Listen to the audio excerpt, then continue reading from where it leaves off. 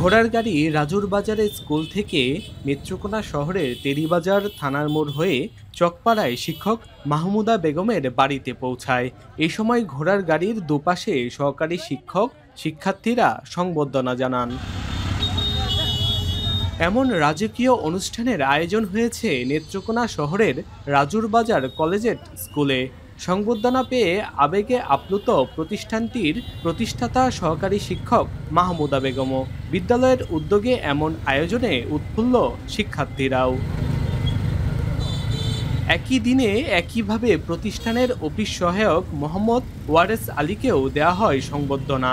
শহরে এই প্রথম ঘোড়ার গাড়িতে চড়িয়ে অবসরে যাওয়া শিক্ষকের বাড়ি পৌঁছে দেওয়াকে ইতিবাচক দেখছেন জেলা শিক্ষা কর্মকর্তাও। শিক্ষকদের এমন সম্মান প্রদর্শনকে ভবিষ্যতে গুণী শিক্ষক বাড়বে বলেও তিনি মনে করেন। আমাদের শিক্ষার যে মূল স্পিরিটটা হচ্ছে আমাদের শিক্ষক, অভিভাবক, শিক্ষার্থী সকলেরই একত্রিত সম্মেলন ঘটানো। তো এই অনুষ্ঠানের মাধ্যমে শিক্ষার্থীরা যে লেসন পেল, শিক্ষকের প্রতি যে সম্মান প্রদর্শন করা বা শিক্ষকের যে মর্যাদা, এতে করে আমার বিশ্বাস শিক্ষকরা আরও বেশি অনুপ্রাণিত হবে পাঠদান প্রক্রিয়ার সাথে জড়িত হওয়ার ক্ষেত্রে। এইদিকে এমন আয়োজনে শিক্ষার্থী এবং সহকারী শিক্ষকরাও বেশ উৎফুল্ল। বিদায়ী সংবর্ধনা অনুষ্ঠানে শিক্ষকের সম্মানে মানপত্র পাঠ, ক্রেস্ট প্রদান, উপহার সামগ্রী দেওয়া হয়। এতে শিক্ষক, শিক্ষার্থী, অভিভাবক ও প্রতিষ্ঠাকালীন জমিদাতারা উপস্থিত ছিলেন। আমার প্রিয় ছাত্রছাত্রীদের বলবো, তোমরা আমার সবচেয়ে বড় অর্জন। তোমাদের নিষ্পাপ হাসি, কৌতূহল, জ্ঞান পিপাসা আমাকে প্রতিদিন নতুন করে অনুপ্রাণিত করেছে।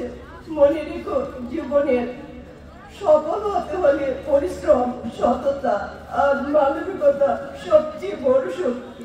তোমরা দেশ ও সমাজের জন্য আলো প্রদীপ হয়ে জ্বলে উঠবে, এই প্রত্যাশা আমার। মা বাবার পরেই যারা আমাদেরকে দেখাশোনা করেন, শিক্ষা দেয়, তারাই হবে শিক্ষক। আজ আমাদের মধ্যে থেকে একজন সিনিয়র জনাব মাহমুদা ম্যাডাম চলে যাচ্ছেন বিদায় অবসরের মধ্য দিয়ে, কারণ বিদায় দিলে বিদায় দেওয়া যায় না। শিক্ষা হয় পরিবার থেকে, কিন্তু পরিবার আমাদের সাময়িক শিক্ষাটাই দেন, আমাদের কিভাবে পথ চলতে হয়, সমাজে কিভাবে বাঁচতে হয়, সম্পূর্ণ শিক্ষায় আমাদের শিক্ষক দেন। মাহমুদা বেগম প্রতিষ্ঠাকালীন সহকারী শিক্ষিকা এবং প্রতিষ্ঠাকালীন অফিস সহায়ক ওয়ারেস আলীর বিদায় উপলক্ষে আজকে আমাদের এই আয়োজনটা আমার মনে হচ্ছে ক্ষুদ্র, তবে এই প্রতিষ্ঠানের পক্ষ থেকে তার সাধ্যমতো সকল শিক্ষার্থী, শিক্ষক, অভিভাবক, এলাকাবাসী মিলিয়ে দিচ্ছেন তাদেরকে। আমি সেই জন্য গর্বিত। জেলায় প্রথমবারের মতো এমন রাজকীয় সংবর্ধনা ইতিবাচক হিসেবে দেখছেন অভিভাবকরা। তারা বলছেন, শিক্ষকদের যথাযথ সম্মান করা গেলেই বাড়বে শিক্ষার মান। রিফাত আহমেদ রাসেল, এখন নেত্রকোনা।